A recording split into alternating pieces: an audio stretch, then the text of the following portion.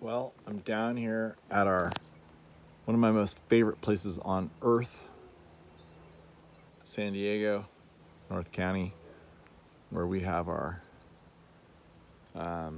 growing ground, and it's far away, way over there. Behind all that, there's a 3-bedroom house that I rent to people to help pay the mortgage here, and then there's another little unit over there that I rent to a good guy that is pals with the other guys, and that pays the rent a little. And then there's my unit right there, a little granny flat. That's what they call it. I kind of took it personally because I was getting up in age, and I'm like, wait a minute, I'm not a granny. But I still call it the granny flat. That's where you'll stay if you'd like to come down here and also help me pay the mortgage with my VRBO. But while you're here, if you happen to come in June, you will have a bounty of edible, and when I say edible, I mean deliciously edible Feijoa Solowiana blossoms. So these are the petals. The flowers are actually in here. These are the petals. And this is a plant that's native to Brazil, and it's really cold hardy. It'll grow pretty much anywhere. Look at this flower. Let's take a good look. Look at that thing. Is that just gorgeous? The petal itself is pink on the inside, and the stamens are all beautiful. See the pollen top? Here's an unopened flower right here. That's what they look like when they're unopened. And I'll show you one that's been pretty much gone through the process. I think I saw one. Yeah, right here. Underneath. That's the fruit forming right there. That'll be a delicious exotic fruit that will taste like pineapple. It'll be ready in September, October. But right now, these petals are the main attraction. Not only are they beautiful, but they're delicious. What's that? Is the package right here okay? You're looking at you're asking about my package? Can I set it here? Oh, that package. Do you want it somewhere else? What is it? What's the name on it? Christopher? Yeah, that's my tenant. He's over there in the main house. Okay. Yeah. Door visible from right there? Yeah, exactly. Thank you. So if the UPS guy shows up, just know that, you know, that I don't have anything shipped here. Anyway, sorry for the disruption, but look at this. So where was I? You can eat these. These are edible. These are delicious. Right here. And the petals, they taste a lot like bubble gum, but of course they're way better for you than bubble gum. And yes, there's an airport near here. Someday they're going to offer direct flights from Oakland, but not today. Southwest, $49, sometimes $29. Probably flying out of Sacramento. Sacramento airport's so great. Love that airport. And it's often cheaper than Oakland, but you can get a $49 flight down here right now. And I'll have this listed on my website on how to rent this place. 9 miles from the beach.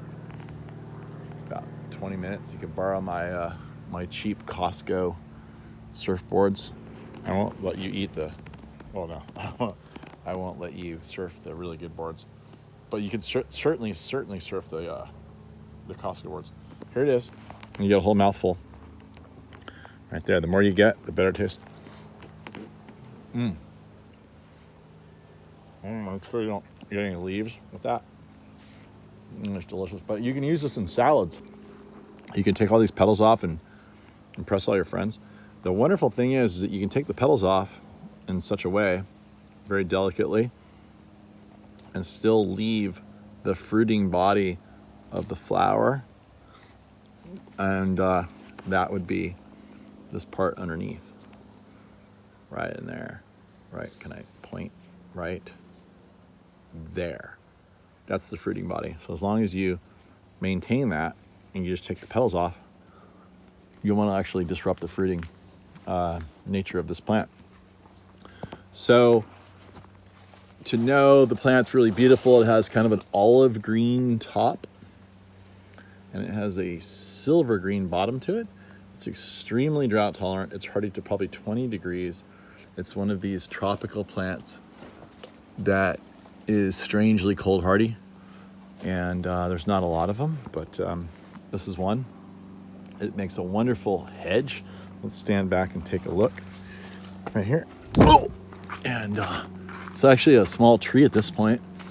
The trunk is really pretty. It's a gray, beautiful gray color. Interesting texture to the trunk. And if you were to trim off all of this new growth, you would reveal the trunk and you could train this into a beautiful tree over time.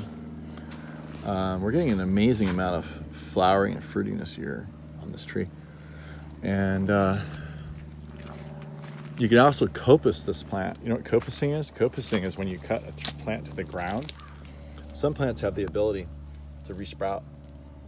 And so you can cut this plant entirely to the ground if it got too big on you, and it would come back super vigorously from the roots. A lot of plants from fire regime habitats have that ability.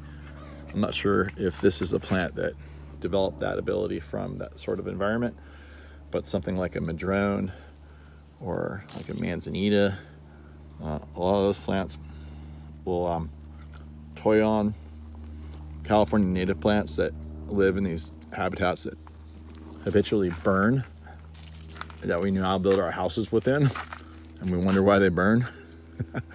And we're only adding kindling to the fire.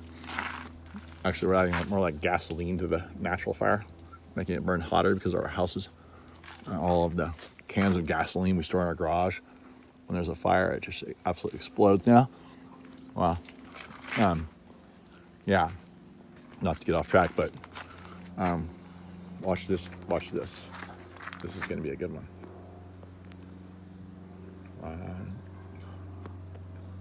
There. Feijoa Celebriana with a Hawaiian Pritchardia palm in the backdrop. That's kind of a good look, right? So anyway, Feijoa Celebriana, it's really drought tolerant. It has a little bit of a Tipuana Tipu bloom, just fallen into the foliage from the Tipuana Tipus above.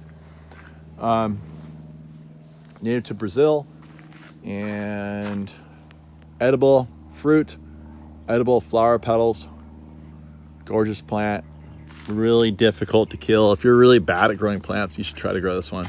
It might build your confidence level by succeeding with a plant that's almost impossible to kill. Then you can move up the line to stuff that's a little bit trickier. And there you go. Feijoa Celebriana, the pineapple guava from Brazil.